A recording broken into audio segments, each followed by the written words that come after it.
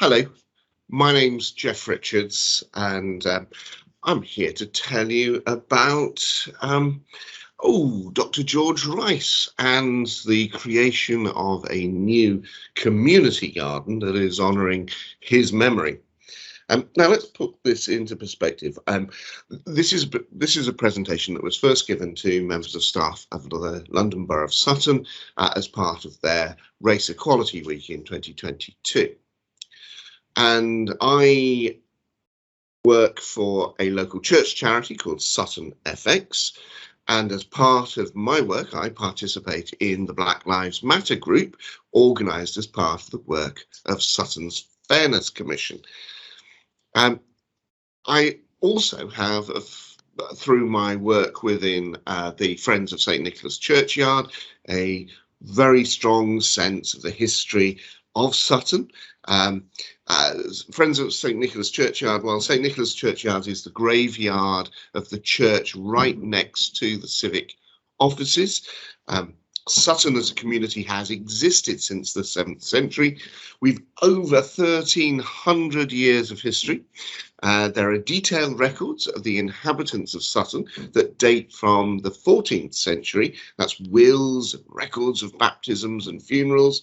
And it's through those records we know that Black people of African descent, have been living in Sutton since the 17th century. John Sango was the first named individual. He was baptized at St Nicholas Church in 1677, and Sango indicates that he was probably West African. Black people have been part of the community of Sutton for at least 345 years. And I know that there are people of African descent who've probably been living in the borough for longer than that because of the noble and royal households at Beddington and Nonsuch. So we know that the African roots of Sutton go back very much longer than 345. Now, I want to skip forward from 1677 to 1885, and that's when this man became associated with Sutton. This is Dr. George Rice. He was born in 1848 in Troy, New York State. So he's born in America. He'd been born free. New York State had abolished slavery in 1827. And he went to school in Newport, Rhode Island, and then to Dartmouth College, which is now a very prestigious Ivy League university. That's in Hanover, New Hampshire. Now, Dartmouth taught its first African-American students from as early as 1775. So this was an institution that was known as a place where members of the African-American community could go to get educated. Now, in 1861, Dr. George Rice, he was George Rice then, he was 21, and in 1869 he graduated and he began the study of medicine at Dartmouth. But he decided to continue his studies in Europe. He went to Paris, where he got caught up with the Franco-German War of 1870, and that meant he had to emigrate to Edinburgh. And there he studied medicine underneath Joseph Lister. And Joseph Lister, you may know, is the pioneer of antiseptic treatment in surgery. And Dr. Rice was later to give one of his children the middle name of Lister. He was a very influential figure for George Rice. After George Rice graduated in medicine in 1874, he had graduated. He had graduated not only in medicine but surgery and obstetrics. He remained for a while in Edinburgh, but he gradually worked his way south, eventually settling in Plumstead. That's where he met his wife, Florence Mary, and Florence's father was a farmer who owned 420 acres of land, so a big farmer, important farmer in Plumstead. Now, Florence and George moved to Sutton in 1848, so George could take up position of the resident medical officer at the South Metropolitan District School, which was situated on the Brighton Road. and a house was built for Dr. Rice and his family in the grounds of the school, and that's where he lived and worked until 1917. This is Dr. Rice surrounded by all of his colleagues and staff.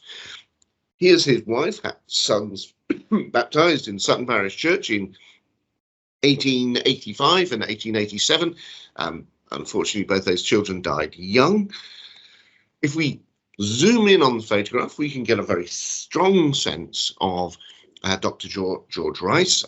He conducted a successful practice within Sutton. He worked as a doctor until he died in 1935.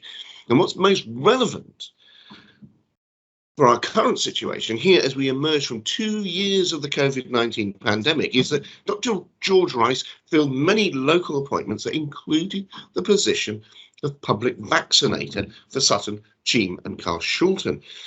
And if you're wondering what a public vaccinator was, well, the public vaccinator was the person who would go into people's homes and places of work to vaccinate them against smallpox.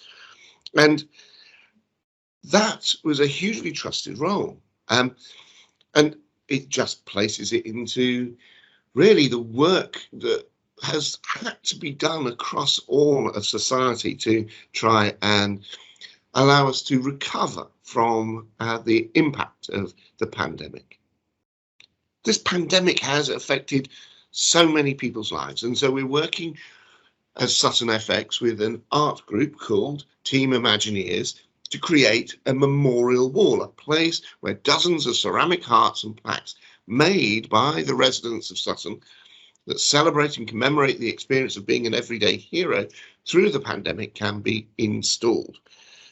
And George Rice then was an African-American doctor who lived and worked in Sutton during the reigns of Queen Victoria, Edward VII and George V.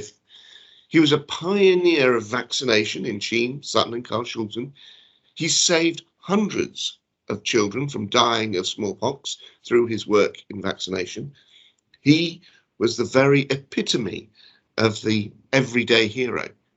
And beyond obituaries at the time that praised him, there isn't any public memorial to Dr. George Rice, to this medical pioneer.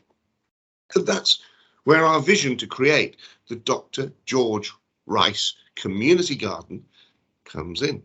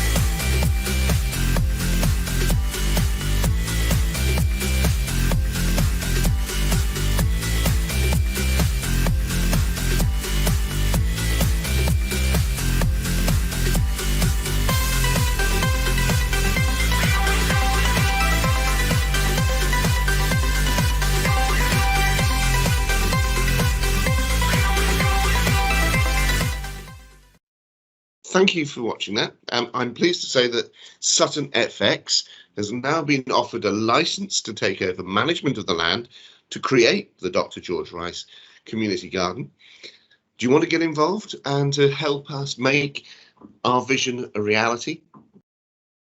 Drop me a line. I'm Jeff Richards. That's Jeff at suttonfx.com.